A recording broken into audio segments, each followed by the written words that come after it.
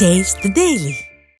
கடலூர் மாவட்டம் புவனகிரியில் அரசு பள்ளி மாணவர்களுக்கு விடியா திமுக அரசு தரமற்ற இலவச சைக்கிள்களை வழங்கியதாக மாணவர்கள் குற்றம் சாட்டியுள்ளனர். புவனகிரி அரசு பள்ளிகளில் மாணவர்களுக்கான இலவச சைக்கிள் வழங்கும் நிகழ்ச்சி நடைபெற்றது. இதில் சைக்கிள்களின் பாகங்கள் தரமற்றதாகவும் சரியாக பொருத்தப்படாமலும் இருந்துள்ளது. இதனால் சைக்கிள்களை ஓட்டிச் செல்ல முடியாமல் நீண்ட தூரம் தள்ளிக்கொண்டே மாணவர்கள் சென்றனர். இப்படி தரமற்ற சைக்கிள்களை தருவதற்கு தராமலேயே இருக்கலாம் என விடியா திமுக அரசுக்கு மாணவர்களும் பொதுமக்களும் கண்டனம் தெரிவித்துள்ளனர். சேலம் மாவட்டம் பாலம்பட்டி பகுதியில் விவசாயிகளின் எதிர்ப்பையும் மீறி உயர் அழுத்த மின்கம்பம் அமைக்கும் மின்வாரிய ஊழியர்களை கண்டித்து விவசாயிகள் போராட்டம் நடத்தினர். பாலம்பட்டி பகுதியில் விசைத்தறி கூடத்திற்கு உயர் அழுத்த மின்சார இணைப்பு வழங்குவதற்காக மின்கம்பம் அமைக்கும் பணி நடைபெற்றது. இந்த சாலையின் இருபுறங்களிலும் விவசாய நிலங்கள் இருப்பதால் மின்கம்பம் அமைத்தால் இடையூறு ஏற்படும் என கூறி மக்கள் எதிர்ப்பு தெரிவித்தனர். இதை கண்டுகொள்ளாத மின்வாரிய அலுவலர்கள் காவல்துறையினரின் உதவியுடன் அப்பகுதியில் மின்கம்பம் பதித்து மின்கம்பியை பொருத்தும் பணியில் ஈடுபட்டனர். இதற்கு எதிர்ப்பு தெரிவித்து மின்வாரிய அதிகாரிகள் மற்றும் போலீசாரிடம் வாக்குவாதத்தில் ஈடுபட்ட விவசாயிகள் குழிக்குள் இறங்கி போராட்டத்தில் ஈடுபட்டனர். இதனால் போலீசாருக்கும் விவசாயிகளுக்கும் இடையே தள்ளுமுள்ளு ஏற்பட்டது.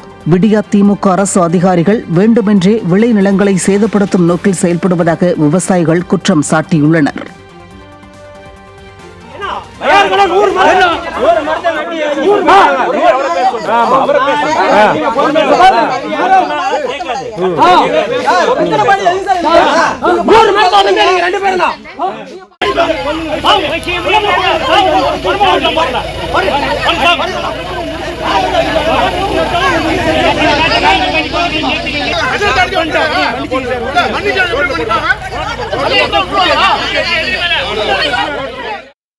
ஒரு 2 வருஷத்துக்கு முன்னே போலீஸ் வச்சு அடாவடியாக லைன் அடிக்க வந்தாங்க.